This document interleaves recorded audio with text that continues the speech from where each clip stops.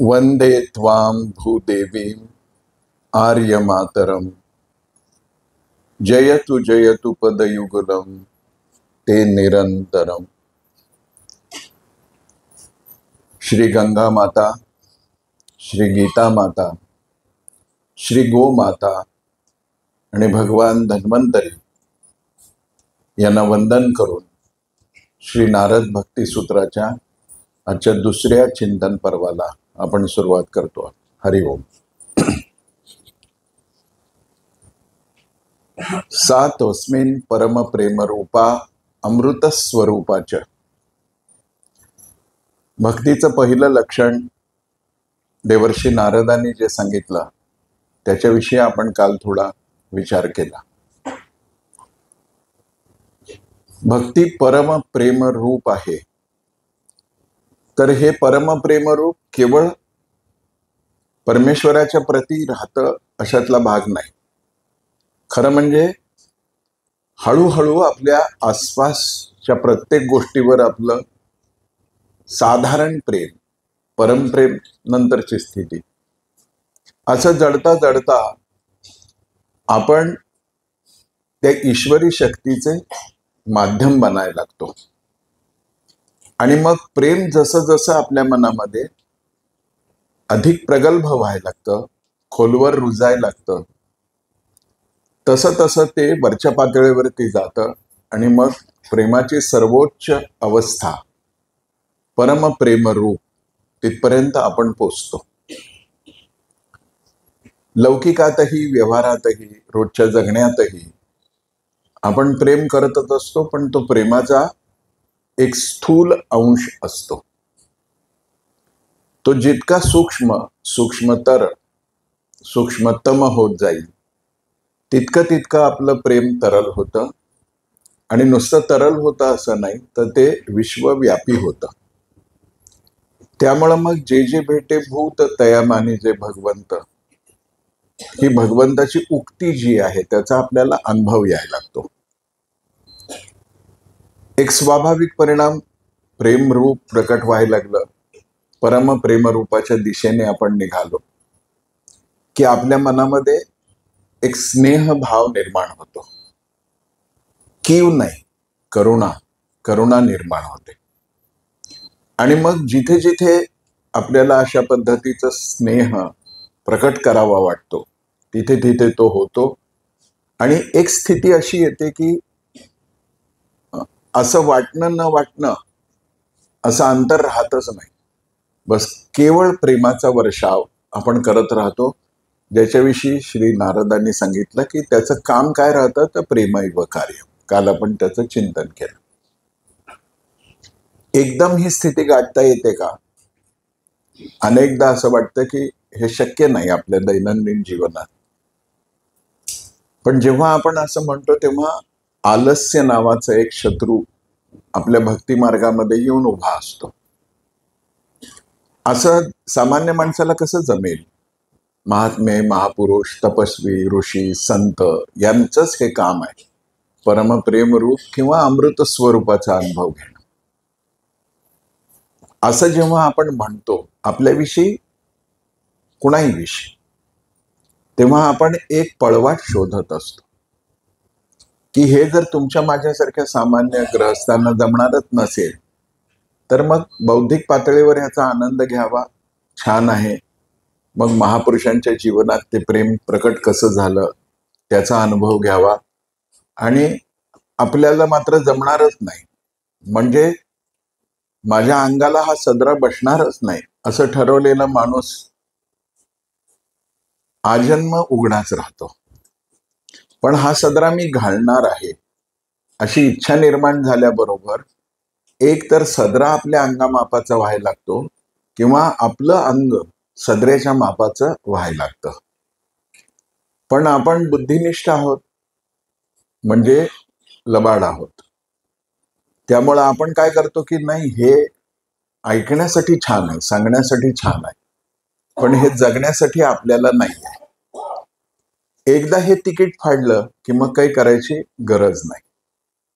पण जेव्हा प्रेम प्रकट व्हायला लागतं त्यावेळेला हळूहळू आपल्या मनामधला आळस, ही लबाडी, ज्याला फार बुद्धिनिष्ठ तर्कनिष्ठ विचार म्हणतो, ही पळवाट आणि अन्य सारे भेदाभेदाचे विचार आपल्या मनातून जाऊन आपलं मन फार शुद्ध होतं.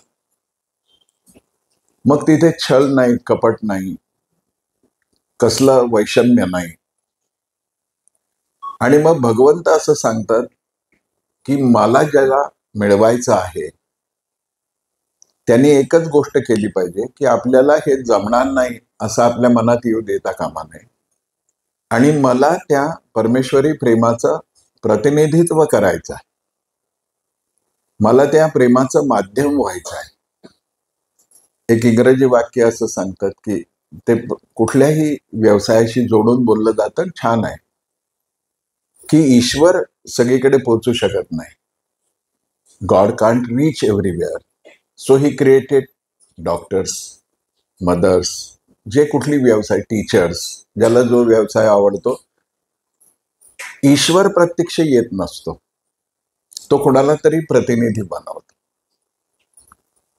एका मंदिरामध्ये एक तरुण रोज परमेश्वराच्या दर्शनाला जात असतो आणि तिथे पुष्पमाला घेतो, प्रसाद घेतो, काही लाडू मिठाई घेतो, श्रीकृष्णाला अर्पण करतो.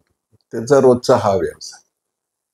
एक दिवशी तो प्रसादाचं हे साहित्य खरेदी करत असताना त्या मंदिराच्या प्रांगणामध्ये उन्हाचे दिवस असतात, खूप तापलेली फरशी असते आणि एक लहान मुलगा हार विकत असतो आणि त्याचे पाय इतके भाजत असतात की तो कधी ह्या पायावर हा पाय ठेवून उभा राहतो, कधी, कारण का दोन्ही पाय जमिनीवर ठेवून उभं राहणं त्याला शक्य नसतं.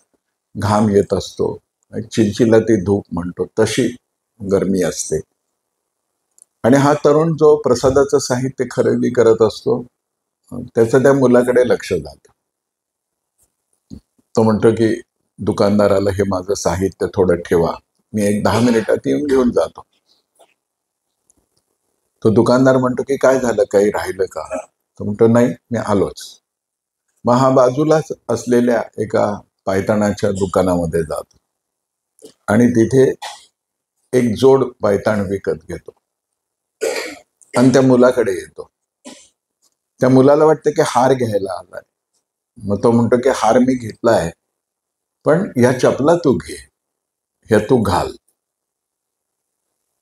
तो छोटा मुलगा त्या चपला हातात घेण्याच्या आधी त्या तरुण मुलाचा हात धरतो आणि म्हणतो की भैया ये बताना, तुम कन्हैया हो ना, तुम कृष्ण हो ना. तो म्हणतो की नहीं, मैं रोज आता हूं यहाँ. उन्होंने नहीं, सच बताइए, मैं छोटा हूं पर भी मुझसे सत्य बात कहिए. तो म्हणतो की नाही रे, माझं नाव हे आहे, मी इथे राहतो. तो म्हणतो, तो पकडतोस त्याला, इतक्या प्रेमाने पकडतो की नहीं नहीं, म्हणतो की मुझे भरोसा है, पूरा भरोसा है की आप कृष्ण कन्हैया हो. तो म्हणतो की आता ह्या मुलाला कसं समजावून सांगा. तो म्हणतो की ठीक आहे, तू चपला तरी घाल.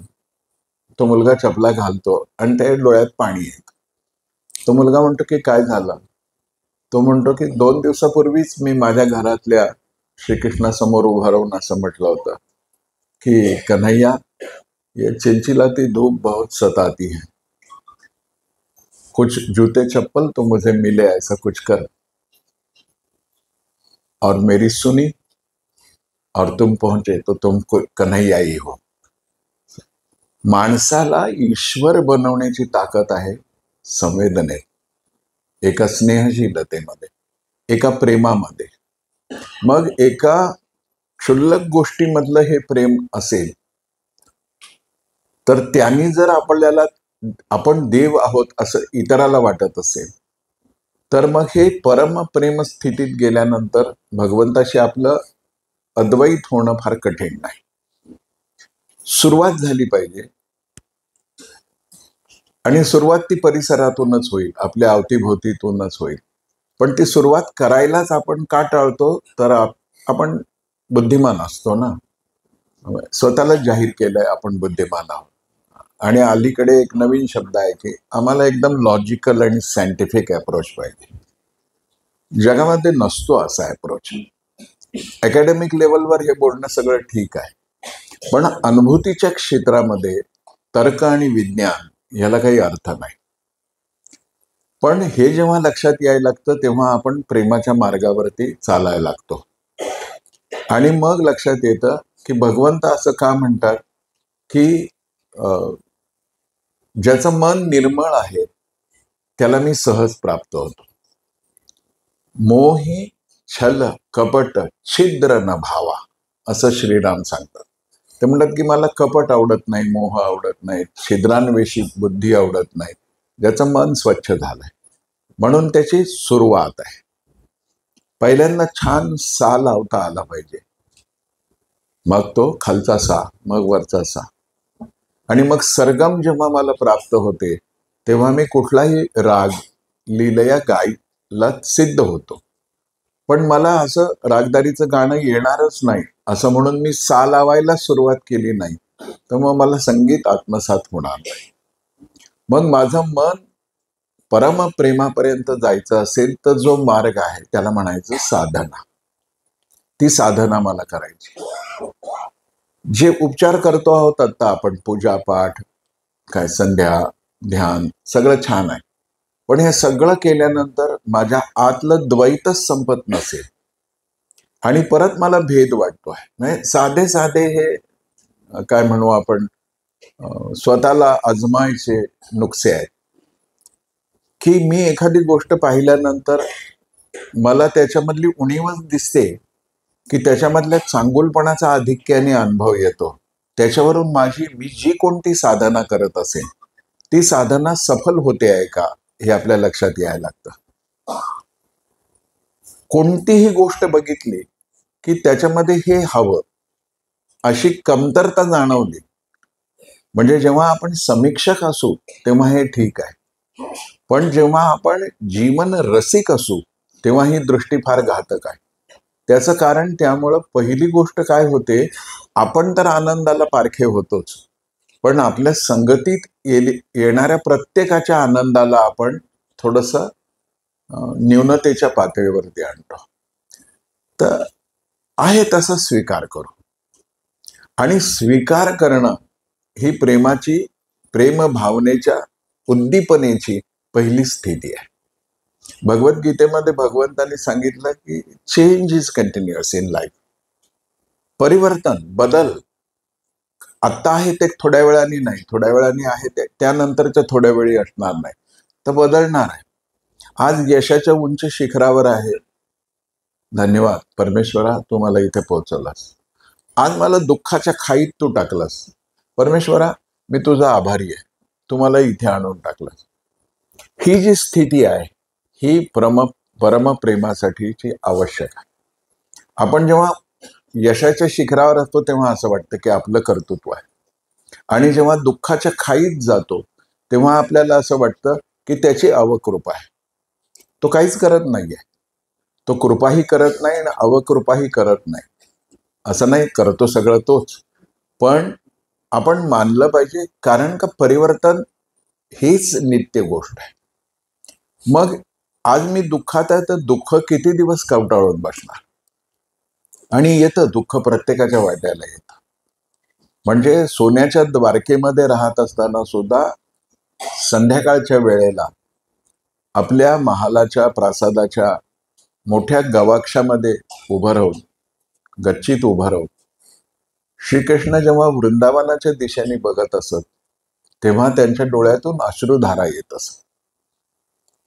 आता जो परम आनंदाचाच आविष्कार आहे, परमेश्वराचं लक्षण काय सांगितलं आपण, सच्चिद आनंद स्वरूप आहेत, सच्चिदानंद रूपाय. असा स्वयमेव आनंद असणाऱ्या श्रीकृष्णाला सुद्धा रडू आलंच. त्याच क्षणाचं दुःख त्याला जाणवलंच, पण त्याला हे माहिती आहे की हे सगळं असं घडणारच आहे, बदलणारच आहे. उद्धवासारख्या ज्ञानी मित्राला जेव्हा हे कळालं की आपला मित्र, म्हणजे खरं तर तो इष्ट आहे, पण इष्टामध्ये मैत्री खूप छान अवस्था असते, आणि त्याने हलकेच उद्धवानी द्वारकाधीशाच्या पाठीवरती हात ठेवून म्हटलं की क्यों रो रहे हो. तर श्रीकृष्णाला कळालं की आपली चोरी पकडली गेली. रडणं दुर्बलता नाही आहे बरं. आणि मग कृष्णाने सांगितलं की उधो मोहे ब्रज विसरत नाही. मला वृंदावनाची आठवण आली नाही असा एक क्षणही जात नाही. तेव्हा उद्धव आणि श्रीकृष्णाची जी चर्चा होते त्या चर्चेत त्या विरहाची अनुभूती घेणारे दोघंही शाश्वत सत्य सांगताना जेव्हा ते रणभूमीवरती उभे आहेत तेव्हा म्हणतात की परिवर्तन हीच जीवनातली सत्य आहे. मग असा भाव निर्माण व्हायसाठी काय करावं लागेल? तू मला जे दिलं आहेस ते मी प्रेमाने स्वीकारतोय. उद्ध्वस्त करून टाकणारी दुःख आपल्या आयुष्यात येतात आणि उन्मत्त बनवणारी सुख सुद्धा आपल्या आयुष्यात येतात. त्यावेळी तोच माणूस स्थिर राहू शकतो ज्याला हे कळतं की बस येतो प्रसादी आहे, येतो प्रसादी आहे. आणि मग त्याचा भाव इतका विनम्र होतो, इतका विनम्र होतो. असं जर नसतं तर 56 भोगाचा प्रसाद घेतल्यानंतर आनंद झाला असता आणि विठ्ठलाच्या समोरचे चुरमुरे फुटाणे घेताना इतका आनंद झाला नसता. असं होत नाही खऱ्या भक्ताच्या बाबतीत. तो दोन्हीही तितक्याच अगत्याने स्वीकारतो. पहिली गोष्ट आहे की निर्मल मन जन सो मोही पावा. ज्याचं मन निर्मळ झालंय तोच मला येऊन भेटू शकतो किंवा त्याला मी भेटतो. मग अशी निर्मलता असेल तर पहिली गोष्ट काय होते की माझ्या मनामध्ये न्यूनता बघणं आहे, हा विकार आहे. ही समीक्षा नाही. फार मार्मिक आपलं निरीक्षण चाललंय जगाविषयी असला अहंकार नाही. खूप वेळा खूप ठिकाणी न कळत आपण असं म्हणतो. म्हणजे आता हे इथे वस्त्र ठेवलंय, हे थोडंसं फिकं असतं ना तर चांगलं झालं असतं. अरे भैया, फिकं पण त्यांनीच रंग निर्माण केलाय, गडद रंग पण त्यांनीच निर्माण केलाय. तर असं वाटलं पाहिजे की हा आज भगवंताला हा रंग हवा आहे, यावेळी भगवंताला हा रंग हवा आहे. तर भेद संपतो मनातला. मग हा वस्तुस्थिती आणि व्यक्ती या सगळ्यातला भेद गेला पाहिजे. एक नामनाथ व्यास नावाचे मोठे पंडित होते, ज्ञानी होते आणि भक्त पण होते. फार क्वचित घडतं असं की पंडित पण आहे आणि भक्त आहे. पंडित आहे ना चिरफाड करायला उत्सुक असतो आणि भक्त आहे ना तो विस्कटलेलं सगळं एकवटायला उत्सुक असतो. सोपं भाग आहे. मीठ कमी पडलं असं वाक्य बोलायला फार सोपं आहे आणि त्यात आपला अहंकारही पुष्ट होतो. त्यामुळं आपण पहिला घास घेतल्या म्हणतो की मीठ कमी पडलं. मग भक्त असं नाही म्हणत. जो पक्वान्न बनवणं, रेसिपीज किंवा खूप मी स्वादाचं जाणता आहे, ते टी टेस्टर असतात तसा आहे, तर पहिला घास घेतला की मीठ कमी आहे बरं. भक्त काय म्हणतो माहिती आहे का? आज मायबाई लक्ष नव्हतं का तुमचं? काही चुकलं का माझं? तर तिला कळतं काय झालं. म्हणजे नाही, आज मीठ टाकायला विसरलात का? सांगायचं तेच, पण ज्याच्या आत अभेद स्थिती निर्माण झाली आहे त्याचं बोलणं कसं असेल. त्यामुळे पहिला संकेत नारद भक्ती सूत्रातल्या परमप्रेम रूपापर्यंत पोहोचण्याचा हा आहे की मी चिकित्सा नाही करणार, माझं काम नाही आहे, मी सेवा करणार. आजारी माणसाची चिकित्सा डॉक्टर करतील कारण का तो त्यांचा अधिकार आहे. पण आयुष्यातल्या प्रत्येक पावलावर मी डॉक्टर आहे म्हणजे मी तज्ज्ञ आहे, हा अहंकार आहे. आणि जिथे अहंकार आहे तिथे प्रेम नाही. मग परमप्रेमापर्यंत जायचं तर हरिनाम व्यास यांची गोष्ट मला फार आवडते. आपल्यापैकी जे वृंदावनाचे नियमित यात्रिक असतील त्यांना हे नाव कदाचित ऐकून असेल. बाके बिहारीचे हे खूप निष्ठावान भक्त होते. एकदा मंदिरात पोचायला त्यांना उशीर झाला आणि त्यांनी पंडितजींना विचारलं की पंडितजी प्रसादी है क्या? तर ते म्हणाले की बस प्रसादी तो खत्म हो गई, सबको दे दी, सबको. आज आप विलंब से आए? तो मैंने हाँ थोड़ा व्यस्त था अपने कामों में. तर जेव्हा आपण आपल्या कामात व्यस्त असतो ना, तेव्हा प्रसादाला मुकतो. हा पण जाता जाता एक सिद्धांत लक्षात ठेव. मग त्यांना खूप वाईट वाटलं, कारण का एकही दिवस प्रसाद नव्हता. प्रेम फार विलक्षण गोष्ट आहे बरं. आपल्याला माहित असेल की बाके बिहारीची मंगल आरती होत नाही. काकड आरती म्हणतो आपण, मंगल आरती होत नाही. वर्षातून फक्त एकदाच होते, जन्माष्टमीच्या दिवशी. एरवी रोज होत नाही. सर्व देवळांमध्ये काकड आरती होते. बाके बिहारीच्या देवळात तर स्वामी हरिदासांनी ती मूर्ती स्थापन केली. जुगल मूर्ती आहे ती, राधाराणी आणि कृष्ण कन्हैया. त्यामुळे त्याच्या हातात तिथे बासरी पण नाही. ती पण एकदाच येते वसंत पंचमीला. प्रश्न असा आहे की मंगल आरती का नाही? तर मलाही माहित नव्हतं की का बरं काकड आरती नाही. तर कळालं मला चौकशी केल्यानंतर. ते म्हणे की निधिवन में रोज रात रास रचने के लिए कन्हैया जाते हैं ना, तो देर लौटते हैं, तो उनको सुबह जल्दी क्यों जगाना, इसीलिए मंगल आरती नहीं. Sir this is love, this is love. आता कर्मठ आहे त्यांना असं वाटेल की परंपरा मोडली आहे, मंदिरात काकड आरतीच नाही, असं कसं होईल. असो, तरी हे हरिनाम व्यास त्यांना प्रसाद नाही मिळाला आणि मग ते थोडे उदास झाले. आणि जात असताना बाहेरच्या बाजूला एक मेहतरीण, जी नाले सफाई करणारी, स्वच्छता कामगार आजकाल आपण म्हणतो, ती मेहतरीण तिथे हात धुवून बसली होती आणि तिच्या टोकरीमध्ये प्रसाद होता, कचोरी कढीचा प्रसाद होता. तर त्यांनी बघितलं, आता हे महापंडित, ज्ञानी, श्रेष्ठ भक्त, ब्राह्मण, आणि ते म्हणाले की मैया थोडी प्रसादी मैं पा सकता हूं क्या? तर ती एकदम लटपटली. ते म्हणाले की पंडित जी, मैं तो अछूत हूं, मेरे हाथ की प्रसादी कैसे पाओगे तुम तो ब्राह्मण हो. ते बसले. ते म्हणाले, सुन मैया, मैं ब्राह्मण हूं, तुम अछूत हो, लेकिन प्रसादी की कोई जाति नहीं होती है ना, तो मुझे दे दो, मैं पाऊंगा और तुम्हें ही पवाऊंगा. आणि मग त्या दोघांनी मिळून ती कचोरी कढी खाल्ली, तिच्या ताटातली. ही अनेक वर्षांपूर्वीची गोष्ट आहे. मग ज्या जातीभेदाच्या निर्मूलनासाठी आपण कायदा करतो, तरी जातीभेद मिटत नाही. तिथे प्रेमाचा वायदा असेल तर भेद मिटतो. असं परमप्रेमरूप त्याच्याविषयी निर्माण झालं. अशीच घटना निषादराज गुहाच्या बद्दल झाली.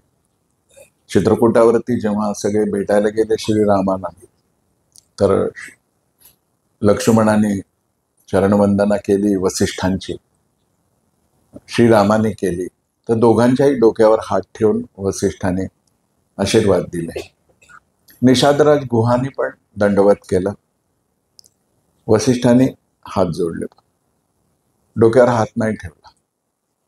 तर श्रीरामाला खूप वाईट वाटला की ते म्हणे की माझ्या आणि लक्ष्मणाच्या डोक्यावर हात ठेवला गुरुजींनी, पण निषादराजाच्या डोक्यावर हात नाही ठेवला.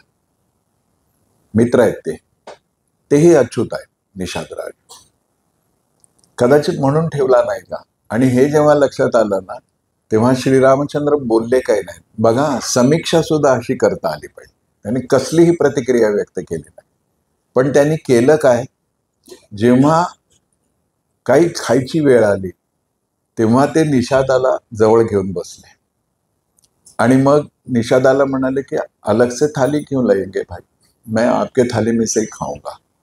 आणि मग त्यांनी एक दोन घास निषाद राजाला भरवले, एखादा घास निषाद राजाने भरवला आणि इतक्या प्रेमाने त्यांनी निषाद राजाला आपल्या हृदयाशी घेतलं आणि जेवण वसिष्ठांच्या लक्षात आलं की श्रीराम आपल्याला काय सांगतायत, की आपण एवढे ज्ञानी आहोत, अधिकारी आहेत, धर्मगुरू आहेत, रघुकुलाचे ते कुलाचारी आहेत, म्हणजे ज्ञानाच्या परम उंचीत आहेत, पण हलकासा भेद आहे.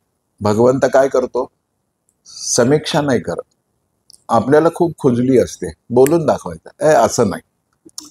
ते म्हणतात की असं नाही, कसं हवं हे मी करून दाखवतो. आणि मग श्रीरामाने त्यांना दिलं, खाल्लं, तर वसिष्ठांच्या लक्षात आलं. आणि मग जेव्हा निरोप घ्यायची वेळ आली तेव्हा वसिष्ठांनी सुद्धा निषादाला आलिंगन दिलं. पराकोटीच्या समीक्षकाला, ज्ञानी माणसालाही मूळ पदावर आणणारं परमप्रेम आहे. असं परमप्रेम जेव्हा निर्माण होतं तेव्हा या अमृत स्वरूप परमप्रेमाची जी काही लक्षणं असतात ती सगळी लक्षणं नारद आपल्याला त्यांच्या वेगवेगळ्या सूत्रांमधून सांगतात. ते म्हणतात की भक्तीचे अनेक प्रकार आहेत. त्याच्यामध्ये सात्विकी भक्ती आहे, राजसी भक्ती आहे, तामसी भक्ती आहे. हे बळी देणं, अंगात येणं, झाडपाला, छाछू जे काही आहे ती तामसी भक्ती म्हटलं. तिथं जोपर्यंत आपण रेंगाळलो आहोत तोपर्यंत आपण राजसी भक्तीमध्ये येत नाही. राजसी भक्ती म्हणजे सालंकृत भगवंताची पूजा, षोडोपचार, पंचोपचार जी काही आहे त्या पद्धतीनं. आणि सात्विकी भक्ती म्हणजे काय, मी जे जे कर्म करतो आहे ते ईश्वराचं पूजनच आहे. आपण सगळे म्हणतो ना काय कवी कैलाश, तीच गोष्ट आहे की मी जे काम करतो आहे ती भगवंताची पूजाच आहे. आणि जे काम करतो आहे ते प्रेमाने करत असेल तर ती अधिक चांगली भगवंताची पूजा आहे. असा आपल्या आत निर्माण झालेला पूर्ण भाव हा त्या अमृतापर्यंत घेऊन जातो. पण अशी प्रेमस्वरूप अमृतमय भक्ती ती किती गुणांनी परिपूर्ण आहे, म्हणजे किती लक्षणं आहेत तिची, ह्याला भक्ती लक्षणं म्हणतात. आणि उद्या आपण भक्त लक्षण पण पाहणार. तर पहिलं लक्षण नारद सांगतायत की सा परमप्रेमरूपा अमृत स्वरूपाच. पण ती कशी आहे तर गुणरहितम, कामनारहितम, प्रतिक्षण वर्धमानम. एक एक लक्षण फार महत्वाचं आहे. आणि हे अशासाठी समजून घ्यायचं आहे की असं मला व्हायचं आहे याच आयुष्यात. माहिती नाही की पुढचं आयुष्य काय आहे, माहिती नाही की मला किती आयुष्य आहे, पण जे आयुष्य आहे आणि ज्यात मी भक्ती करतोय आणि माझा जन्मच मुळी परमेश्वराच्या स्वरूपाशी एकरूपता प्राप्त करण्यासाठी आहे.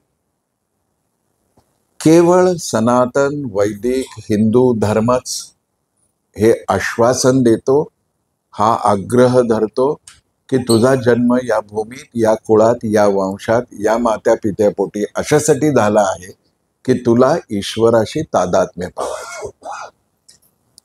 कुठलाही दुसरा धर्म असं सांगत नाही. भारतीय सगळे संप्रदाय हे सांगतात, पण अभारतीय कोणताही धर्म हे आश्वासन देत नाही. कारण का तो परिपक्वतेत अजून गेलेलाच नाही. मध्ययुगीन आहे, रानटी आहे, त्याची भाषा कोणतीही असो, पण त्याच्यामध्ये ही स्थिती नाही येत. तर गुणरहितम, कामनारहितम, प्रतिक्षण वर्धमानम, अविच्छन्नम, सूक्ष्मतरम, अनुभव रूप. आता ह्या प्रत्येक लक्षणाचा आपण विचार करायचा, तो यासाठी की मला इथे पोचायचं आहे. मग पहिलं लक्षण जे सांगितलेलं आहे त्यातलं गुणरहित, की या परमप्रेमरूप अमृत स्वरूप भक्तीला कसले गुण अवगुण नाही आहे. निर्गुण निराकार आपल्या कानावरती असलेला शब्द आहे. आता नारद जर म्हणतात ही भक्ती गुणरहित आहे आणि अनिर्वचनीय आहे. थोडंसं थांबून आपण असं, जे आपल्याला बोलता येतं ना ते अपुर आहे. जिथे आपण मुग्ध होतो ती अनुभूती आहे. कुठल्याही विषयी ॲप्रिशिएट केलं पाहिजे. म्हणजे उत्तम दिवाळीचा फराळ झालाय, अनिर्वचनीय, काही बोलणार नाही, तर फराळ देणाऱ्याला वाटेल की हा गोठ्यातून दिवाणखान्यात कसा आला, हा गोठ्यातच पाहिजे होता. असं नाही. पण अशी येते की जेव्हा heart is full, tongue is tight. Y tongue is so tight? कारण का जेव्हा हे भरलेलं असतं तेव्हा बोलणं अवघड असतं. इथे थोडा अवकाश आहे तोपर्यंत बोलणं शक्य आहे. म्हणून ज्या दिवशी आपल्याला लक्षात येतं की मी ज्याच्यावर प्रेम करतोय ना त्याचं वर्णन नाही करता येत. पण मग असं असेल तर आपल्याला तुमच्या माझ्यासारख्या संसारिकाला हे कसं कळावं?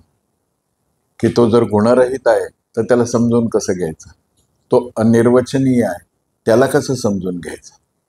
कारण का आपला जीव आहे ना त्रिगुणांनी बांधलेला आहे. तसं साधारण भक्ती सुद्धा त्रिगुणांनी बांधली आहे. सत्व रज तम अशा जीव असो भक्ती असो. मग अशा वेळी मला त्या गुणातीताचा किंवा जे या गुणांच्या पलीकडचा आहे किंवा गुणरहित आहे असं नारद म्हणतात त्यांचा अनुभव कसा घेईल. तर नारदांचा आग्रह आहे प्रेम गुणरहित आहे याच्यावर तुम्ही विश्वास ठेवा. प्रेमाची एक विशेषता आहे की तुम्ही जसे जसे त्याच्या जवळ जाता तसं तसं तामस राजस सात्विक याच्या पलीकडच्या एका विशाल आकाशामध्ये तुमचा प्रवेश व्हायला लागतो. मग ह्या त्रिगुणांची जिथे निवृत्ती होते तिथे जी भावावस्था आहे, ती जी मनाची स्थिती आहे ती गुणरहित आहे. तिथे कुठला गुण नाही. या सगळ्या गुणांच्या पलीकडे आहे. गुणाच्या पलीकडे असं म्हणण्याचं कारणही असं की श्री नारदांना असं म्हणायचं आहे गुणावगुणाची चर्चा जोपर्यंत आहे तोपर्यंत विषय आहे. विषय नॉट सब्जेक्ट. विषयी माणूस म्हणतो ना आपण, विषय विकार, त्यात मी अडकलोय असं जेव्हा म्हणतो त्यातला विषय. विषय म्हणजे लस्ट, आकर्षण, भोग. तर विषय ज्याच्यात आहे असं प्रेम कधीही गुणरहित असू शकत नाही. आणि गुणासह कधी प्रेमही करता येत नाही. म्हणजे गुणाची चिकित्सा हे ज्याच्याकडे आहे त्याच्यावरच मी प्रेम करेन असंही शक्य नाही. आणि म्हणून म्हटलं काय गेलेलं आहे की कामना आहे, विषय आहे, तिथे प्रेम निर्माण होण्याची शक्यता अगदी किमान मोहरीच्या नाण्या एवढी कामना तरी ओळखा की प्रेम नाही. कारण का तिथे अपेक्षा आहे. आणि अपेक्षा याचा अर्थ व्यवहार आहे, देणं घेणं आहे, प्रामाणिकपणा आहे तिथे, म्हणजे असू शकतो. पण जिथे काम आहे ना तिथे प्रेम नाही. कारण का जिथे काम आहे तिथे राम नाही. कामामध्ये कामना तीव्र असू शकते, समर्पण असू शकत नाही. आणि म्हणून ते गुणरहित आहे. आणि अशा गुणरहित प्रेमाची प्राप्ती मला व्हायला पाहिजे यासाठी नारदांचा आग्रह आहे. आता ते पुढचं लक्षण सांगतायत की कामना रहित पण आहेत. म्हणजे जसं गुणरहित आहे त्याला कोणतं गुण, तुझं सगुण म्हणू की निर्गुण म्हणू, तुला तामसी म्हणू की राजस म्हणू की सात्विक म्हणू, ईश्वर गुणातीत आहे, त्याला कोणताच गुण नाही आहे. तसाच तो कामना रहित आहे. कोणतीही कामना ठेवून भक्ती सुरू झाली की लक्षात घ्यावं की आपल्या प्रेमामध्ये काही ना काहीतरी उणीव आहे. कसलीच कामना नको. कामना रहित प्रेम करण्याचा हेतू काय आहे. तर कामना मनामध्ये आहे की समजा मला ह्याच्यात हे मिळावं, त्याच्यात ते मिळावं, आपल्याविषयी, मुलाविषयी, कुटुंबाविषयी. चूक नाही असं वाटणं, त्याला सद्वासना म्हणतात. पण असं काहीतरी आहे तोपर्यंत ते साध्य झालं की माझी भक्ती संपली. म्हणजे मला डिग्री मिळाली की अभ्यास संपला. मग अशा भक्तीमध्ये, अशा परमार्थामध्ये काय होतं की मला जे पाहिजे आहे ते साध्य होतं आणि ईश्वर साधन होतं. नारद म्हणतात की कामना रहित भक्तीमध्ये काय होतं, ईश्वर साध्य आणि ईश्वर साधन. त्याच्याशिवाय मला दुसरं काही नकोच आहे, तोच मला पाहिजे. आणि तो पाहिजेसाठी ज्या वाटा आहे, ज्ञान आहे, ध्यान आहे, कर्म आहे, आणखीन जे काही आहे ते सगळं त्यासाठी. आपल्याला असं वाटतं की बस आता हे म्हणजेच ईश्वरत्व आहे. नारद असं म्हणतात की कामना कितीही सूक्ष्म असो ती प्राप्त झाली की साध्य प्राप्त झालं. म्हणून बघा नवस फेडला की पुन्हा कोण जातं तुळजापूरला. काय नवस फेडला, जेवढा कॉन्ट्रॅक्ट होता MOU झालं, ते पूर्ण झालं. आता काय भगवतीशी माझं नातं नाही. ते म्हणतात की कामना रहित. कबीर बाबांनी एका ठिकाणी असं म्हटलं की कबीर यहू घर प्रेम का. भगवंताचं घर कसं आहे. कबीर कह यहू प्रेम घर प्रेम का. पुढे ते असं म्हणताय की खाला का घर नाही. आपल्या मावशीचं घर नाही आहे, मनात आले की गेलो. मनात मावशी आईपेक्षा प्रेमळ असते ना, त्यामुळे तिच्याकडे काही कायदा कानून नसतो. ते म्हणतात की कबीर यहो घर प्रेम का, खाला को घर यह नाही. हे तुझ्या मावशीचं घर नाहीये. इतक्या सहजासहजी तुला इथे प्रवेश मिळणार नाही. गेलो आहे ना, ते एक VIP दर्शनाची रांग पण असते, ऑनलाईनची पण एक असते, आणि एक तासनतास रांगेत उभे राहिलेले असतात. तर आपल्याला असं वाटतं की VIP रांगेतून गेलो की खूप जणांना काय सांगू तुम्हाला, थोडं कठोर आहे पण ते छान आहे, ऐकलं पाहिजे. की आमच्याकडे पास होता का, तर कलेक्टर, डेप्टी कलेक्टर, कोणी अधिकारी, ते आमचे पाहुणे आहे. तर त्याच्याकडे तू पास आहेस, त्याच्याकडे तू नापास आहेस. कारण का तुला क्षणभर सुद्धा त्या रांगेत उभं राहायची, म्हणजे मला पांडुरंगाचं दर्शन झालं, बालाजीचं दर्शन झालं, याच्या आनंदापेक्षा आहे ना, एक जण भेटले आणि ते म्हणाले की 50,000 पटकन तिरुपती समोर उभं करतो. कशाचा आनंद आहे? माझ्याकडे 50,000 आहेत आणि माझ्याकडे 50,000 आहेत हे माहिती असलेला माझ्या एक ओळखीचा आहे, आणि मी पास घेऊन गेलो. बालाजी कुठं आहे भैया? विठोबा कुठं आहे? श्रीराम कुठं आहे? कृष्ण कुठं आहे? मला असं नाही. मी धक्काबुक्कीत राहील, मी रांगेत राहील, मी जाईल. म्हणजे माझं परमेश्वराच्या जवळ जाणं झालं याचा आनंद नसतोच. इतरांच्या पेक्षा मला कसं जास्त प्रिव्हिलेज मिळालं अशी नसते भक्ती, असे असूच शकत नाही. ते म्हणतात की सीस उतारे हाथी करी. या मंदिरात प्रवेश द्यायचा आहे ना, तर अपना सिर काटकर अपने हाथ पे रखना पड़ता है. मग सीस उतारे हाथी करी सो पैठे घर माय. या घरामध्ये बैठ जाना, तिथे ठाण मांडणं. तो म्हणतो की हा अधिकार कोणाचा आहे?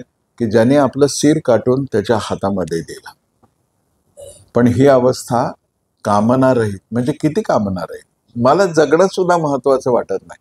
जर तुझ्या घरात प्रवेश करण्यासाठी प्राण देणं अनिवार्य असेल तर मी ते देईन, इथपर्यंत तयारी असेल. बाकी सगळं शो आहे, बाकी सगळं आहे ना अहंकाराला पुष्ट करणंच आहे. बाकी सगळं आहे ना निरर्थक आहे एका अर्थाने.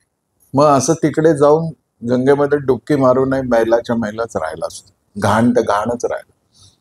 आणि मग साधू संत आहेत तर आपल्या कुटीमध्ये बसून सुद्धा गंगेचे यमुने चैव गोदावरी सरस्वती एवढं म्हणतात, आणि सप्त सिंधूंचं नद्यांचं स्नान त्यांना होतं. जावं नाही लागत, जगावं लागतं. हे जगणं जमणं त्यासाठी कामना रहित व्हायला पाहिजे. ज्याची भक्ती करायची आहे तोच माझं साध्य पण आहे, तोच माझं साधन पण आहे. संतांनी याच्याविषयी फार सांगितलेलं आहे. एकनाथ महाराजांचं एक ओवी आहे, फार गोड आहे आणि फार मार्मिक आहे. नाना विषयी ठेवूनी मन. हे पाहिजे, ते पाहिजे, ते पाहिजे. नाना विषयी ठेवूनी मन, जो करी ध्यान अनुष्ठान. कोणताही मार्गाने जा. अनुष्ठान म्हणजे व्रत वैकल्य, ध्यान म्हणजे हल्ली फॅशनेबल स्पिरिच्युअलिटी जी आहे ती. आम्ही मेडिटेशन करतो. हा हो, छान. तसंच जगताही का? अरे यार छोड़ दो ना, आधा घंटा तो बस खुशी में जाता है ना. त्यातही पुन्हा कोणाच्या शेजारी बसून ध्यान केलं ह्याच्यात आणखीन आनंद असतो म्हणे. मला माहिती नाही आनंद. हे सगळं आहे ना, हे एक फॅशन बनवून टाकली आपण. जिथे पहाट फिरणं ही सुद्धा फॅशन होते ना, त्या समाजाला काय आणि किती शिकवावं लागेल. तर ते म्हणतात की नानाविषयी ठेवूनी मन, जो करी ध्यान अनुष्ठान, तो जार स्त्रियेच्या ऐसे जाण, नवे पावन ते भक्ती. व्यभिचारी स्त्रीच्या आचरणासारखं त्याचं आचरण एकनाथ महाराज. म्हणून भक्तीमध्ये एक शब्द वापरला जातो, अव्यभिचारी भक्ती पाहिजे. आणि इथे तर आपण नाना विषयामध्ये, विषय फार मोठा नाही, फार सूक्ष्म आहे. काल आपण बघितलं ना, कभी भी आसक्ती. तर इथे त्याच्या आधी माझ्या ओळखीने कोणीतरी पुढे मला उभं केलं, बस इतकं जरी मनात आलं तरी तो व्यभिचार घडला. तो मग त्याच्यासाठी देवासमोर जायची गरज काय? मंदिरात घरी बसलं तरी त्याचं लक्ष तुझं त्याच्याकडे लक्ष असो नसो, त्याचं तुझ्याकडे लक्ष आहे. आवश्यक नाही की तो पंढरपूरला आला का आळंदीला आला का देहूला आला, त्यांचं लक्ष तुझ्याकडे आहे. ते जेव्हा दुर्लक्ष करतील ना, तेव्हा लक्ष देण्यासारखं काहीच असणार नाही तुझ्या आयुष्यात. फक्त राम नाम सत्य असे ते बघताय. मग ते असं म्हणतात की ही गुणरहित भक्ती म्हणजे, कामनारहित भक्ती म्हणजे असं की अव्यभिचारी भक्ती असली पाहिजे. आणि मग अशी अव्यभिचारी भक्ती कशी असते? प्रतिक्षण वर्धमान. What a beautiful. कालच्यापेक्षा आज वाढली, आजच्यापेक्षा दुपारी वाढली, दुपारच्यापेक्षा संध्याकाळी. प्रतिक्षण वर्धमान. ती वाढतच जाते, वाढतच जाते. असं प्रेम, त्याला उतार नाही आहे, त्याला फक्त भरती आहे. आणि मग प्रतिक्षण वर्धमान असं जेव्हा माझं प्रेम व्हायला लागतं, तेव्हा मी त्या परम प्रेमाकडे निघालेलो आहे. प्रतिक्षण वर्धमान हे भक्तीचं तिसरं लक्षण आहे. पहिलं लक्षण आहे गुणरहित, दुसरं आहे कामनारहितम, तिसरं आहे प्रतिक्षण वर्धमानम. दर क्षणी ती वाढली पाहिजे. मग ह्याच्यासाठी काय करावं लागेल की एक कायझनिंग, स्वतःचं आत्मपरीक्षण, स्वतःला अपग्रेड करायची प्रक्रिया करावी लागेल. की कालच्या म्हणजे पुन्हा वहीत कुठे लिहून नव्हे, कालच्यापेक्षा मला आज तरलता प्राप्त झाली आहे का? तरलता. तरलता ही चित्ताची अशी अवस्था आहे की ती विलक्षण आहे. काल मला त्याची आठवण आल्यामुळं मी कृष्ण कन्हैयाची, रामाची, शिवाची, ज्यांची कोणाला आपल्या, तेव्हा मी गदगद झालो. पण आज मी त्यांना पाहिलं मात्र आणि मला हुंदका आला. कालच्यापेक्षा आज मी पुढे आलो. आज अशी स्थिती झाली की त्यांच्या विना मी जगतच नाहीये. ते आहेतच माझ्या अवतीभोवती. मागे उभा मंगेश, पुढे उभा मंगेश, माझ्याकडे देव माझा पाहतो आहे. सतत सतत त्याने आपलं व्यवहार पण छान राहतो. पण व्यवहाराचा आत्ता नको विषय. प्रतिक्षण वर्धमान. दुसऱ्या कोणत्याही साधनामध्ये हे शक्य नाही. विवेक, वैराग्य, शम, दम, जे काही आपल्याला सांगितलं, अष्टांग योगातलं जे काही त्याला कमतर लेखण्यासाठी हे नाही आहे. ते त्यांच्या त्यांच्या जागी छानच आहे. पण मी जेव्हा भक्तीचा विचार करतो तेव्हा माझ्या हे लक्षात आलं पाहिजे की ते करण्याच्या वेळेपुरतं मला जाणवतं, हे मी करत नसतानाही जाणवतं. ती भक्ती आहे. मग हे सगळं जे आहे ते प्रेमाशिवायची साधन आहे. थोडं शास्त्रांनी मान्य केलंय, माझ्या मनातलं काही म्हणत. शमदम ती सगळी साधनं आहेत ना, त्याच्यामध्ये प्रेमाचा भाग खूप कमी आहे. त्याच्यामध्ये थोडी बुद्धी अधिक वापरली जाते. असं चांगलं आहे ते. तर ज्याला जी पॅथी आवडते त्या पॅथीवर त्यांनी जावं. पण भक्तीच्या मार्गावर यायचं असेल तर हे सगळं सोडून फक्त प्रेमच घ्यावं लागतं. ते म्हणतात की बाकी सर्व साधन मार्गामध्ये मोक्ष मिळेपर्यंत ते साधन आहे. आणि एकदा मोक्ष मिळाला की ते साधन संपून जातं. म्हणजे अगदी 10,000 रुपयांचे जोडे घातले पायात, तर जिथे पोचायचं आहे तिथे जाईपर्यंतच ते पायात असतात. ते 10,000चे आहेत म्हणून दिवसभर घरातही घालून आपण फिरत नाही, किंवा झोपतानाही काही. आता ती नवीन पद्धत निघाली की घरात सुद्धा जोडे घालून, म्हणजे जोडे वापरायची ज्यांना जास्त गरज आहे ते असं करतात. तर त्यांना म्हणे तळपाय जमिनीला लागले की थंडीचा त्रास होतो. तुझ्या आज्यानी, तुझ्या आजीने पायात पायताण न घालता तुला आणि तुझ्यासारख्या 1000 लोकांना गिळायसाठी धान्य बनवलं. त्यांना कधी सर्दी नाही झाली, त्यांना कधी पायाला टोचलं बोचलं नाही. पण एक व्यापारी संस्कृती आहे, तिला वस्तू खपवायच्या आहेत. ते नवे नवे वैद्यकीय फंडे खोटे निर्माण करतात आणि मग पुन्हा त्याच आता ऑस्ट्रेलियामध्ये असा दिवस निघाला, मोहीम निघाली आहे की पायात काही न घालता महिन्यातला 1 दिवस राहायचं.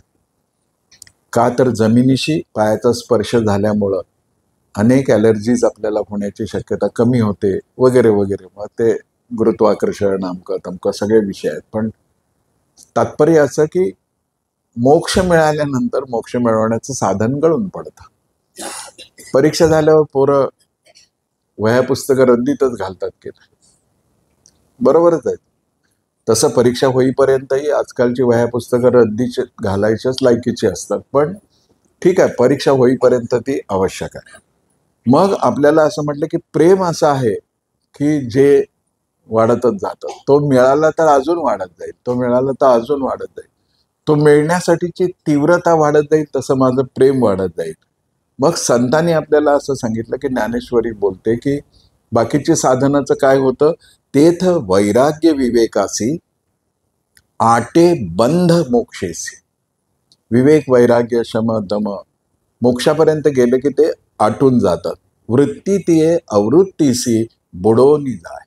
आणि मग सगळी परमात्म्याविषयीची जी वृत्ती आहे ती तिथे संपून जाते. भक्तीमध्ये असं होत नाही. तो मिळाल्यानंतर परत परत मिळत राहावा, मिळत राहावा, मिळत राहावा. आणि मिळाल्यानंतर तृप्ती होतच नाहीये. ते काय म्हणतात की तू मला परत बाजूला कर. का बाजूला कर? तर परत मी तुला मिळवण्यासाठी धडपड करेन. हेच माझं आयुष्य व्हावं. मला मोक्षमुक्ती नको आहे. तुका म्हणे गर्भवासी सुखे घालावी आम्हासी. कारण का मग मी पुन्हा तुझ्यावर प्रेम करायला सुरुवात करेन, तुझी भक्ती करायला लागेल, तुझ्यापर्यंत येण्याचा प्रयत्न करेन. मग अशी प्रतिक्षण वर्धमानम ती आहे की जिथे तो मिळाल्यानंतरही ती वाढतच जाते. म्हणजे इतक्या नद्या समुद्राला मिळतात, समुद्राने कधी सीमा ओलांडली नाही. ते भरतं, ते आत्मसात करत राहतं आणि भरतच राहतं. तसं भक्ताचं हृदय भगवंताच्या प्रेमाच्या नानाविध सरितांना स्वीकारत राहतं आणि भरतच राहतं, भरतच राहतं. ते आपलं प्रेम कधी कमी नाही होत. म्हणजे प्रेमाचा कायदाच हा आहे की ज्याला ओहोटी नाही, ते आहे तसंच आहे. पढियंते सदा तेची परी भोगी नवी नवी रुची. म्हणजे प्रेम प्राप्त झालं तर हा घटत्या उपयोगितेचा सिद्धांत आहे नाही अर्थशास्त्रामध्ये, डिमिनिशिंग लॉ, की मिळाले की मग त्याची उपयोगिता घटत घटत जाते.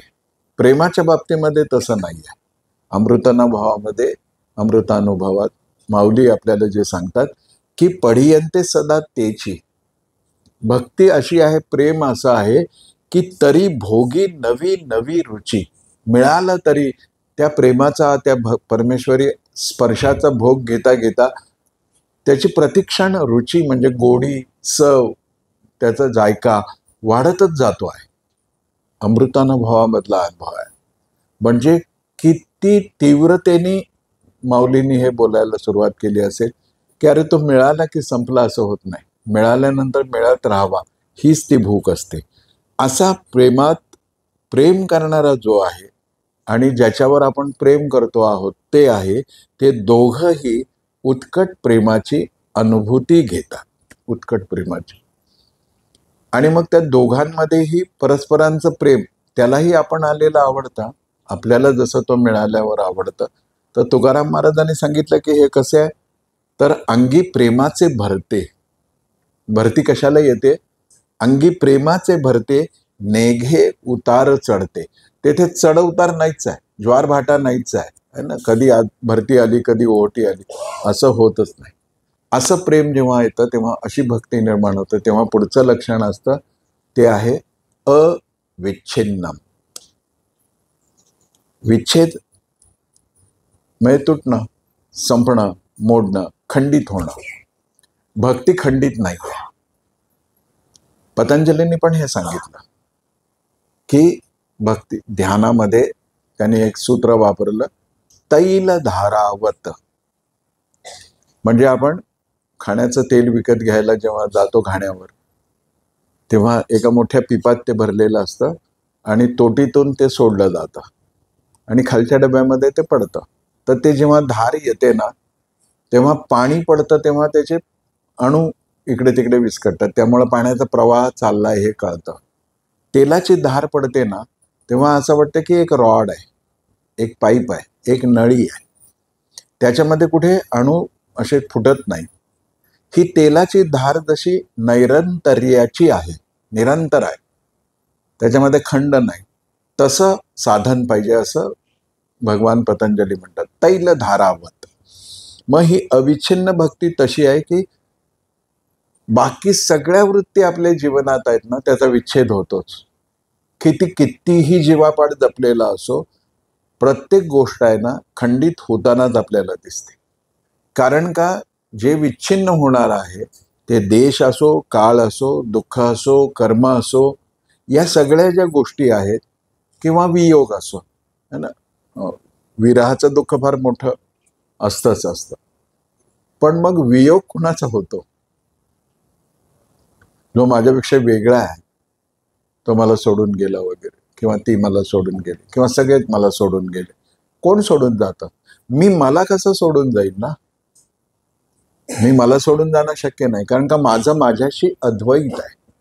तसं बाकी सगळे कोणी कुठेही असलं तरी ते विच्छिन्नता हा त्याचा गुण आहे म्हणा, धर्म आहे म्हणा, त्याची परिणती म्हणा. पण ज्याच्या हृदयात पूर्ण प्रेमाचं कमळ उमललं, आता प्रेमाचं कमळ अशी उपमा देण्यापाठीमागे सुद्धा हाच भाव आहे की ते प्रेमाचं कमळ असतं तर दलदलीतच, पण ते अस्पर्श असतं. त्याला त्या बाकीच्या जाळी जळमट ते काही जे असतं, गुंता झालेला आहे त्याच्या बुडाशी आसपास, बेडूक आहे, अमुक आहे, तो काही त्याला फरक पडत नाही. ते जेव्हा उगवतं तेव्हा उगवतं, आणि ते इतकं निस्संग असतं की त्याला कशाचा स्पर्श होत नाही. आकाशा न लगे लेपू जायचा, ते आकाशासारखं आहे. सगळे रंग उधळले तर उधळू द्या भोवती, मी अलिप्त आहे त्यातून. अलिप्त म्हणजे अरसिक नाही. मी त्या सगळ्या सिच्युएशनला yes, intensively I am enjoying that, पण I am not involve in it. So what beautiful stage की हा घडणारच आहे हे सगळं. ज्याच्यावर जीवापाड प्रेम केलं त्याला मृत्यू येणार आहे, ज्याच्यावर जीवापाड प्रेम केलं त्याला गैरसमज होणार आहे, सगळं जे काही. किंवा ज्याला मी माझ्यापासून फार दूरचा समजत होतो, वेळेवर त्यांनीच येऊन मला आधार दिला. Let it happen. त्याच्यात इन्व्हॉल्व नाही व्हायचं. हे सगळं ठरलेलं आहे असं समजून. एकाने प्रश्न विचारला, सगळंच जर ठरलेलं आहे तो करतो आहे तर मग आपलं काम काय, है ना. कारण का तो SY सायन्सला होता, त्यामुळे तो त्याला फार बेसिक प्रश्न पडायचे असे, विज्ञाननिष्ठ. आणि व्हॉट्सअप युनिव्हर्सिटीचा तो फ्रेशर होता, त्यामुळे तर त्याला सगळंच जर देव करतो काका, आपण काय करायचं. त्याला वाटलं आता काकाची गडबड झाली, आता काका काय उत्तर देईल. मी त्याला म्हटलं की खरं आहे तुझं म्हणणं, सगळं तो करतो, आपण काय करायचं. त्याला करू द्यायचं, आपण गप्प बसायचं. त्याला करू देत, सगळं करतोय ना तो, कर. याला म्हणायचं साक्षी भाव. साक्षी भाव, ऑन लुकर, की तो करतोय. मग याचा अर्थ माझ्या कर्माचा काहीच भूमिका नाही असं नसतं. त्यात फार सूक्ष्म विचार आहे. पण 3 ज्ञाननिष्ठ पुस्तकं वाचल्यावर आपण महापंडित झालो असं ज्यांना वाटतं, त्यांना असे प्रश्न पडत राहतात. त्यांना शंकासूर असं म्हणा, म्हणजे त्यांच्या शंका पूर्ण होतच नाही. मग असं झालं तर काय होईल, काही नाही. पण मग असं काहीच झालं नाही तर काय होईल, काही नाही. पण मग काहीच होणार नसेल तर काय होईल, बंदूक आहे का रे कोणाकडे. ह्याचंच उत्तर शेवटी. कारण का अशा शंकांना काही उत्तर नसतं. मग मला कधीच खंडित न होणारं प्रेम पाहिजे असेल तर माझी अवस्था, काल जसं मी उदाहरण दिलं की आई समजली त्याला परमार्थ समज, ज्याला आई नाही कळाली त्याला काही नाही कळालं. बाप कळणं त्या मानाने सोपं आहे, तेही खूप अवघड आहे. मग आता एक नवीन फॅशन पण निघाले की बापावर खूप कविता होतात, म्हणजे बाप दाखव नाही तर कविता ऐकवतो, असे बाप छानच असतो, चांगलाच असतो, बाप आहे ही गोष्ट आहे. पण ते असं म्हणतात की प्रेम जी आहे गोष्ट, ते गुण पाहून होत नाही, दोष कळाले म्हणून ते कमी होत नाही. जसा आहे तसा मी स्वीकार करणं. आणि हे जे आहे ना स्वीकार, ही एक इतकी श्रेष्ठ अवस्था आहे मानवी जीवनामध्ये. का मी तक्रार करतो, का कुरकुर करतो. अरे हे असं व्हायचंच होतं, हे असं झालं ना, ठीक आहे, तो माझी परीक्षा बघतोय. खूप जण म्हणतात की आम्ही देवाचं इतकं करतो, आमच्याच वाट्याला इतक्या कटकटी का? तर बरे झाले देवा बाईला कर्कशा, तुकाराम महाराज म्हणतात. माझी बायको फार प्रेमळ असते आणि सकाळी उठल्या उठल्या तिचे सिल्की हेअर्स हलवत गुड मॉर्निंग म्हणाले असते, तर मी अंथरुणातून उठलोच नसतो. हा, उठकी उठतो. ती कर्कश असल्यामुळे काय झालं, मी तिच्यात गुंतून पडलो नाही, मी तुझ्याकडे यायला बघा. माझी मुलं मला विचारत असतील तर मी मुलात अडकून पडेल आणि माझ्या संसारानंतर मुलांचा संसार करेन मी. आणि नातवंडांना आमच्याशिवाय अगदी करमत नाही. बरोबर आहे. बिनपगारी फुल अधिकारी सेवक 24 तास नाही, कोणाला नको. सासू सासऱ्यांना आईबाबा म्हणायची पद्धत निघाली म्हणून काय ते आईबाबा होत नाही. आईबाबा म्हणल्याने एवढंच होतं की एक सुरक्षित पोरं सांभाळणारी यंत्रणा निर्माण होते. पण याच्यात पोराला सुनेला नातवंडांना दोष देणं, प्रेम नसतंच अशातला भाग नाही. पण ओके, ते पण एन्जॉय करावं. पण 24 तास त्यातच पोराने घराबाहेर काढलं ना, तर त्याचा कॉलनीतल्या लोकांना बोलवून सत्कार करावा की ह्याने मला घराबाहेर काढल्यामुळं आता मला कळालं की 60 नंतर यांच्यासाठी 60 मारी करत बसण्याच्या ऐवजी पांडुरंगासाठी तिथे उभं राहणं जास्त. तुम्हाला हाकलून दिलं, बरं झालं. सत्कार करावा, त्याचा सत्कार करा. चिडचिड करू नये. चिडचिड करून काय होणार, तर होणारच आहे. बरं, चिडतोय म्हणून घरात ठेवून घेतलं तर जास्त चिडचिड होईल. त्याच्यापेक्षा विदुरांची जेव्हा खूप नालस्ती केली दुर्योधनाने, ऐकली ते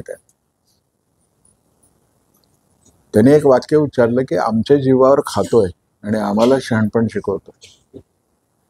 तर कौरवांचा महामंत्री आहे, धृतराष्ट्राचा भाऊ आहे, असं नाही की तो कोणीतरी उपरा आहे. विदुरांनी हे ऐकल्यानंतर ते घरी आल्यानंतर पत्नीला काय म्हणाले, भगवंताचा निरोप आलाय.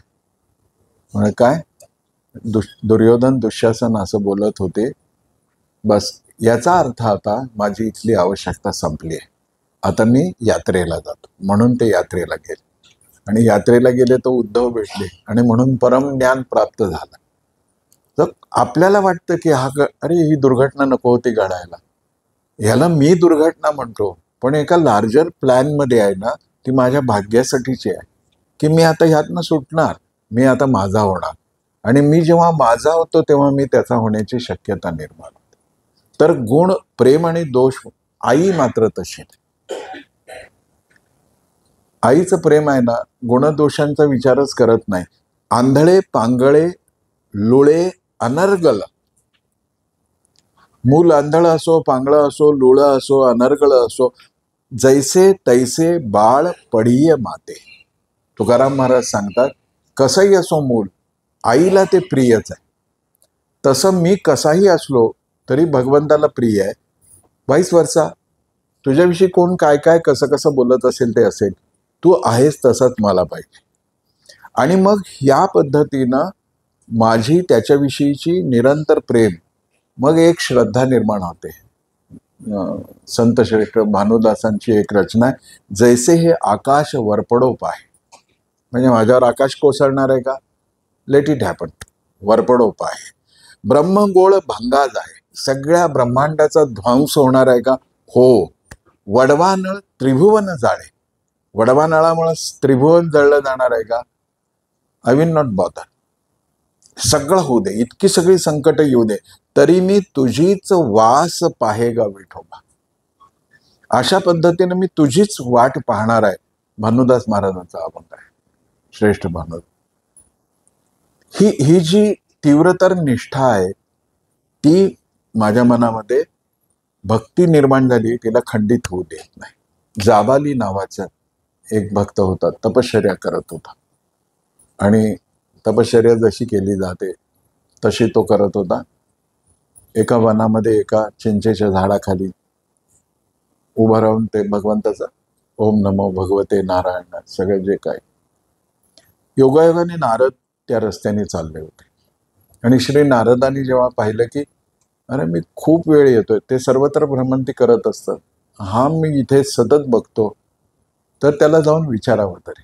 श्री नारद जाबालीजवळ गेले आणि विचारलं की काय करतोस तू, कशासाठी तपश्चर्या करतोयस? तो म्हणाला की मला नारायणाने दर्शन द्यावं अशी माझी इच्छा आहे. त्यामुळे मी इतका काळ बघतोय की तू तपश्चर्या करतोय, अजून तुला तथास्तू नाही झालं का? तो म्हणाल नाही झालं.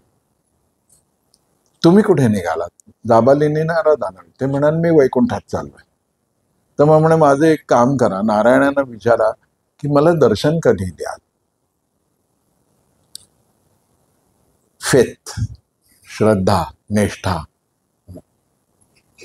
अविच्छिन्न भक्तीचं हे लक्षण आहे. मग ते म्हणाल ठीक आहे विचारतो, आणि परत येताना सांगाल ना. नारद जातात, श्री नारायणाला सांगतात ते जाबालीची माझी भेट झाली आणि तो तपश्चर्या करतोय, अनेक वर्ष मी बघतोय तिथे तपश्चर्या करतोय. हा 10+2+4 वाला कोर्स नसतो तपश्चर्या आणि भक्ती. अनंत, इन्फिनाईट. त्या तपश्चर्याला कधी आपल्या मनावर काही नाही. नारद आले तर ते थोडे खिन्न होते. जाबालीने नमस्कार केला. तर नमस्काराची एक गोष्ट जाता जाता सांगतोच. आजकाल आहे ना, नम्रतेला न्यूनता मानलं जातं, आणि नम्रता नसेल, मर्यादांचं पालन नसेल, तर जीवनामध्ये सुख आणि समाधान मिळू शकत नाही. म्हणजे मी नव्या पिढीमध्ये आहे ना, हे कमी होत चाललंय. कृपा करून आपण त्यांना शहाणं केलं पाहिजे. खूप ठिकाणी खूप वेळा, घर माझं असो तुमचं असो, सगळीकडे दिसत नव्या मुलींना, मुलगा असो मुलगी असो, सून असो जावाई असो, त्यांना असं वाटतं की सगळं फ्रेंडली असलं पाहिजे. असं नसतं. अनुशासन आणि मर्यादा नसतील ना, तर फार गडबड होते. नव्याने लग्न झालेला प्रपंच असेल, तिथे हिची उत्कटता थोडी जास्त असते, तर त्याचं खेटून बसण्याची पद्धत कुठून आली? असं न खेटता सुद्धा 5 मुलं, 6 मुलं, 7 मुलं होतच होते ना. आता इतकं खेटून सुद्धा एखाद मूल सुद्धा होत नाही की नाही. मग ते वडीलधाऱ्यांच्या समोर तुम्ही गालगुच्चे काय घेता, टपल्या काय मारता, आणि ऑफिसला जाताना मग ते, आणि हल्ली आहे ना, मित्र जरी भेटले तरी ते मिठ्या मारणं, संसर्गजन्य रोगाची भीती नाही का वाटत? असं असतं का प्रेम बटबटीत? एक मर्यादा पाहिजे, एक शालीनता पाहिजे. माऊलींनी शब्द वापरलाय, तो सांगतो आणि जाबालीकडे. कुलवधू लपवी अवयवाते. ते म्हणतात की जी कुलीन घरातली स्त्री आहे ना, ती आपले सगळी अवयव झाकून घेत आहे. म्हणजे डोक्यावर पदर जरा जास्तच होईल, पण निदान दोन्ही खांद्यावर तरी, दोन्ही खांद्यावरही जास्त होईल तर ओढणी तरी. मी जेव्हा बोडक्या डोक्याने पोरी सुना देवाचं दर्शन घेतात ना, तेव्हा फार वाईट वाटतं की है ना, डोक्यावरती घेतलं पाहिजे, मग देवाचं दर्शन केलं पाहिजे. उघड्या डोक्याने नाही, तसं मोकळ्या केसाने. आम्हाला कोणी हे सांगतच नाही मुलींना सुनांना की केस मोकळे ठेवणं इतकं हानिकारक आहे, इतकं घातक आहे आपल्या संस्कृतीत. पाश्चात्यात काय होतं मला माहित नाही. पाश्चात्यामध्ये ते तळ्यात पोहायच्या कपड्यावर रस्त्यावरही फिरू शकतात. आपण त्या बेशरम कुळात जन्माला नाही आलो, आपण सनातनी आहोत. केस मोकळे सोडणे याचा अर्थ दुर्दैवाचा फेरा सुरू. द्रौपदीने कधी केस सोडले? जेव्हा त्यांनी तपश्चर्या केली की ह्याच्या रक्ताने जेव्हा मी केस भिजवेन तेव्हाच मी केस बांधेन. विष्णुगुप्त चाणक्याने केस कधी बांधले? जेव्हा नंदवंशाचा नाश करेन तेव्हाच मी शिखा बांधेन. आता तर ते असो. नारद खिन्न होते. नमस्कार केला जाबाने. देवर्षी, नारायणांची भेट झाली. मला भेटणार आहेत ना ते? नारद शांत. म्हणे काय झालं? भेट झाली ना? म्हणे झाली. भेटणार आहेत ना? तर म्हणे पण तुला काय सांगू मी, नारायणाने मला असं सांगितलंय की जाबाली ज्या चिंचेच्या झाडाखाली तप करतो आहे, त्या चिंचेच्या झाडावर जेवढी चिंचेची पानं आहेत तेवढी वर्ष पूर्ण झाल्यावर मी भेटणार आहे. भेटणार आहे एवढं वाक्य ऐकलं आणि जाबाली उठून नाचायला लागला. नारदानी पकडलं. ते म्हणे की अरे तुझ्या डोक्यावर परिणाम झाला का? तुला कळतं का चिंचेच्या झाडावर पानं किती असतात? त्या सगळ्या पानांचं पूर्ण झालं मोजणं किंवा ती पानं संपली, ती तेवढ्या संख्येनंतर तुला ते भेटणार आहेत. जाबालीने नारदांना प्रेमाने हात पकडून सांगितलं की देवर्षी फरक पडत नाही या चिंचेच्या झाडावर चिंचेची किती पानं आहेत, तितकी पानं संपल्यावर ते मला भेटणार आहेत ना. That is enough for that is किती निष्ठा आहे. मग अविच्छिन्न भक्तीमध्येच अशी निष्ठा असू शकते. पुढचं लक्षण नारदांनी सांगितलं अविच्छिन्न भक्तीनंतर सूक्ष्मतर. एवढा मुद्दा पाहून आज थांबू. उद्या भक्ताच्या लक्षणाबरोबर हे उरलेली 3 लक्षणंही पाहू. मायक्रो लेवलवर आहे, इथे बटबटीतपणा नाही, पण ह्याचा विस्तार मायक्रो टू मायक्रो आहे. सूक्ष्मातून अनंतापर्यंत ते होतं, पण हे सूक्ष्मतर आहे. हे 5वं लक्षण आहे. याच्यामध्ये शारीरिक हालचाली, अनुमान, शब्द है ना, पांडित्य, पोथी पढ़ी पढ़ी जगमुआ पंडित भयानक होय, ढाई आखर प्रेम का पढे सो पंडित होय. त्यामुळं पांडित्याने हे नाही कळत. ते इतकं सूक्ष्म आहे, इतकं सूक्ष्म आहे की या सूक्ष्मतेचा आपल्याला अनुभवच घ्यावा लागेल. केवळ बाह्य गोष्टीतून आपल्याला कळेल असं नाही. बाह्य गोष्टी आवश्यक आहेत. पुन्हा लक्षात ठेवतो, गणवेश आवश्यक आहे. पोलिसाचा गणवेश पोलिसांनी घातलाच पाहिजे, सैनिकाचा गणवेश सैनिकांनी घातलाच पाहिजे, शिक्षकाचा गणवेश शिक्षकांनी घातलाच पाहिजे. काम त्यामुळं तो कोण आहे हे कळतं. पण गणवेश घातला आणि वृत्ती नसेल म्हणजे माझी ड्युटी संपली आहे असं म्हणून जर एखादा पोलीस खून घडताना बघून पुढे जाईल तर तो चांगला पोलीस नाही. तसं बाह्य लक्षणाला फार महत्व नाही, आंतरिक गहनता. असं म्हटलेलं आहे कि हृदय की अनंत गहराई में डूबना चाहिए. इतकं खोल आहे ते, इतकं खोल आहे की तिथपर्यंत जायचं तर तिकडं ते सूक्ष्म आहे. पण मग या सूक्ष्मतेमध्ये पोहोचणं सगळ्यांना शक्य आहे का? आहे. पण नसेल शक्य तर या सूक्ष्मतेचा ठाव नसेल तर अनंताचा ठाव तरी घेता येतो की नाही. पण नारदांनी सांगितलं सूक्ष्म सर भक्तीचे अंतर अतिगूढ न कळे उघड श्रुती शास्त्रा. वेदांनाही या भक्तिशास्त्रातल्या गूढतेचं आकलन पूर्ण होत नाही. सामान्यांना कसं होईल? म्हणून मग बाह्य लक्षणाचं सुद्धा एक त्यात भूमिका आहे. आणि मग एकनाथ महाराज म्हणतात तसं भक्तीचे अंतर अतिगूढ. पण हे गूढ आहे, हे गूढच प्रेमाच्या, अखंडत्वाच्या, अभिन्नत्वाच्या, अविच्छिन्नत्वेच्या माध्यमाने गूढता गोडीमध्ये परिवर्तित होते. आणि ती गोडी आचरणात यायला लागते. तेव्हा ओळखावं की श्रीकृष्णाची आपल्यावरती कृपा झाली. श्रीकृष्णाने एक सुंदर दीप आत लावलेला आहे. सगळ्या व्याधी विकारांना दूर करणारा खरा धन्वंतरी कोण आहे तर तो कृष्ण आहे. आणि औषध कोणतं आहे तर कृष्ण भक्ती आहे. धन्वंतरीच्या या दिवशी या शुभेच्छा की हा वैद्य आपल्याला भेटावा आणि आपल्यातले सारे विकार भक्तीच्या औषधाने दूर व्हावे या कामनेसह आजच्या चिंतनाला विराम. हरि ओम तत्सत.